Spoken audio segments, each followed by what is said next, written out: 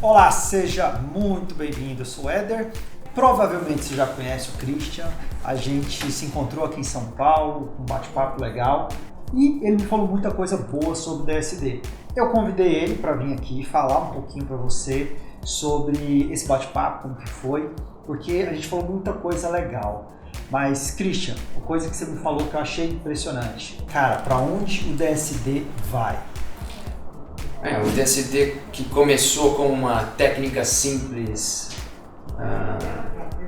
do lado protético da coisa, né, de tentar desenhar sorrisos mais bonitos, se transformou numa estratégia de implementação clínica, um workflow que envolve também as partes de treinamento da equipe e também uma estratégia de marketing baseada nesse conceito.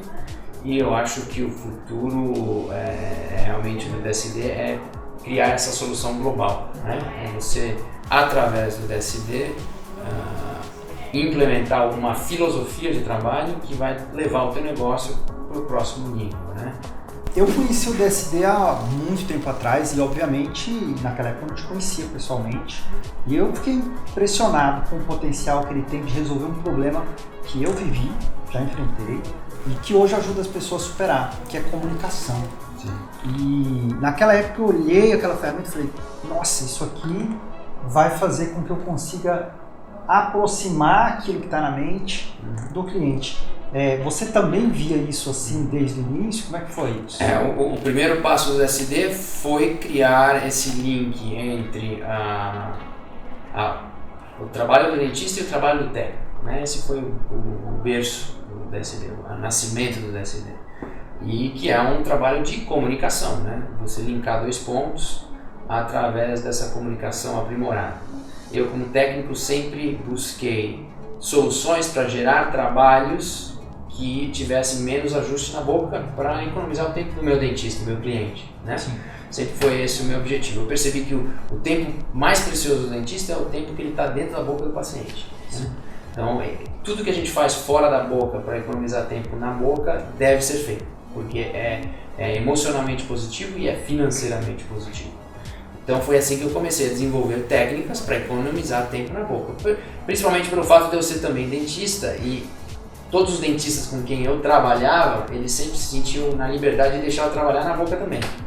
Então eu sofria ajustando meu próprio trabalho, né? Eu fazia o trabalho no laboratório e eu tentava fazer o negócio funcionar na boca.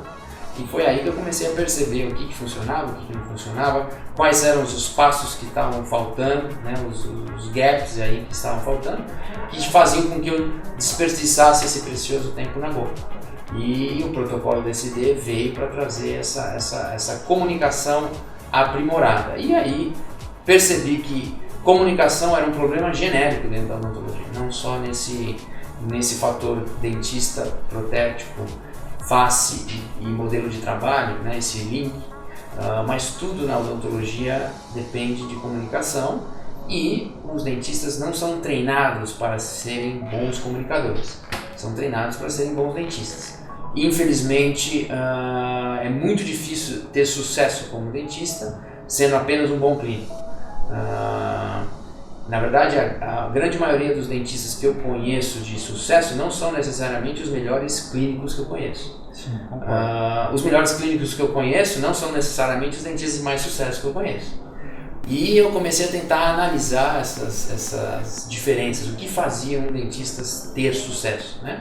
E dentre muitos fatores, uma das principais qualidades que eu vi entre todos os dentistas de sucesso foi a habilidade de comunicação.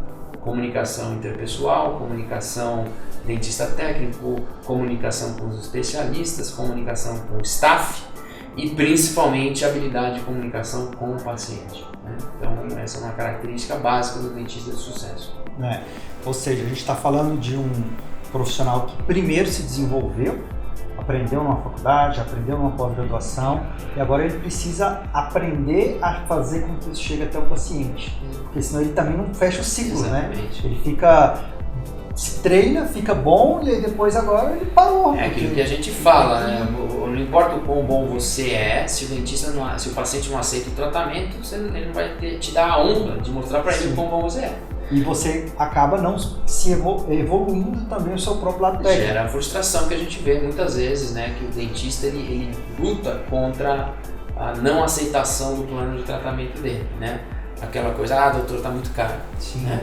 Tá muito caro, que é uma frase universal, no mundo inteiro a gente vê dentistas reclamando disso, não só no Brasil. O que faz a gente pensar, por que no mundo inteiro todas as pessoas acham que dentista é caro? Né? Isso é uma coisa já pré-concebida. Né? Dentista é caro. Não só o dentista vai fazer com que eu sofra dor, o dentista vai fazer com que eu desperdice meu tempo, o dentista vai me cobrar um dinheiro que eu não quero pagar. Sim. Então tudo que há de negativo é o que o cara vê. É a falta da percepção de valor, né? A famosa percepção de valor. Então se a gente não aprende como gerar valor percebido, né? Porque em vez de culpar o paciente por ter falado não, é entender que na verdade a culpa é nossa. Sim. E a gente não conseguiu fazer o link. A gente é o dono do conhecimento. Então a gente agora tem também olhar que aquele conhecimento que a gente aprendeu tem que ser passado para o paciente.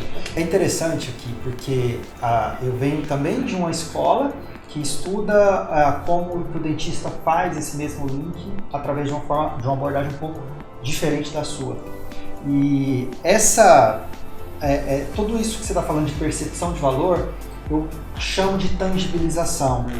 E é basicamente isso. O paciente, quando ele vê o DSD e toda a decorrência que você tem dele hoje, os mock-ups, os modelos, ele consegue tocar, ele consegue sentir. Sim. E aquilo é muito importante para ele decidir comprar. Sem dúvida.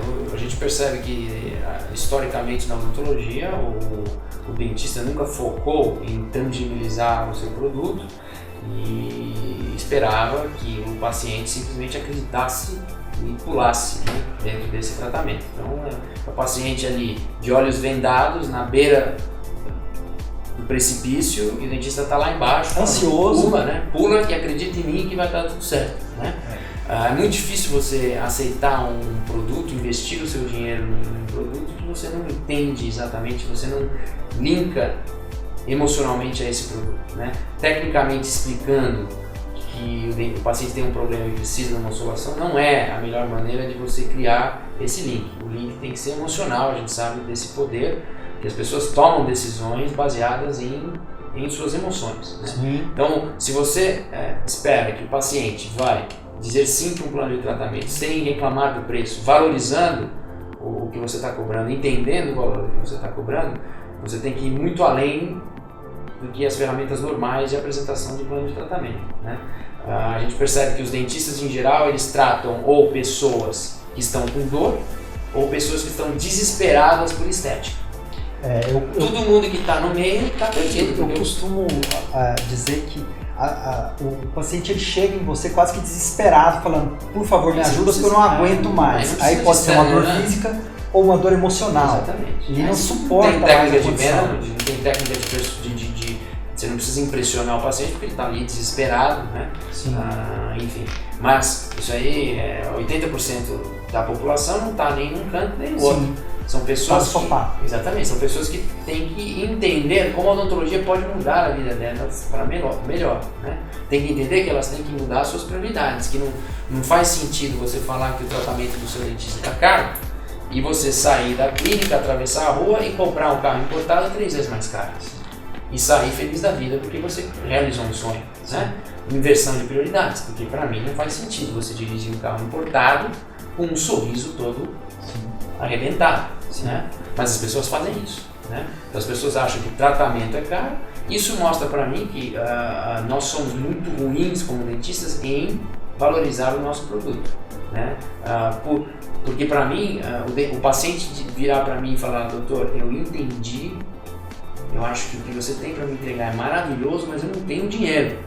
Isso é uma limitação completamente diferente do paciente falar, olha, isso aí está muito caro. Porque quando a pessoa fala que está caro, para mim é praticamente como uma ofensa. Sim, não tem a relação. Interessante isso que você comentou, porque a barreira do não ter dinheiro, você ainda consegue resolvê-la de outra forma. Por exemplo, existe outro produto, existe níveis profissionais. Eu defendo muito a ideia de que o profissional ele consiga, ao longo da sua trajetória clínica, ele aumentar o seu valor de percepção de valor de mercado, aumentar o seu preço também, proporcionalmente a isso, e isso, de certa forma, abre espaço para quem está chegando, porque o fato é, todo ano se formam muitos novos dentistas. Sim. E essas pessoas chegam lá e vão dar de cara com um dentista que está 10 anos trabalhando, especialista, mestrado, doutorado, Sim. gente correndo atrás de ser um técnico melhor, e ele fica sem saber como lidar com isso. Sim. É uma forma interessante de você mostrar que ao longo do tempo a curva de aprendizado vai se somar a uma curva financeira, a uma curva profissional, do lado de valorizar o seu trabalho, e isso é saudável para o mercado. Sim. As pessoas hoje falam muito de concorrência desleal, e eu acho que ela acontece muito mais, é uma percepção minha, muito mais por não saber como fazer do que por querer fazer algo que não está legal. Eu acho que ninguém faz por querer. A grande maioria das pessoas tem boas intenções, né? Sim. O problema é que a competição é tão grande, né, que as pessoas realmente ficam quase desesperadas, sem rumo, sem né? saber o que fazer, onde se apoiar.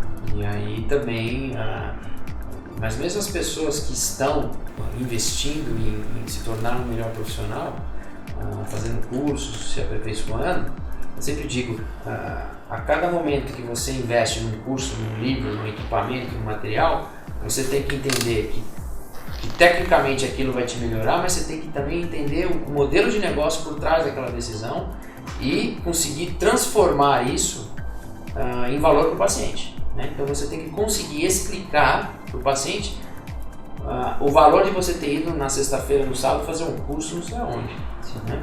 Qual é a história que você vai contar para o seu paciente? Como você vai transformar isso numa história, né? Então, a gente vê que geralmente os bons comunicadores, eles conseguem de maneira elegante, ética, sofisticada, contar boas histórias, gerar um valor agregado em cima daquele investimento que ele fez, né? Porque o paciente não tem obrigação de entender que você é melhor que o outro, que você está investindo e o outro não está.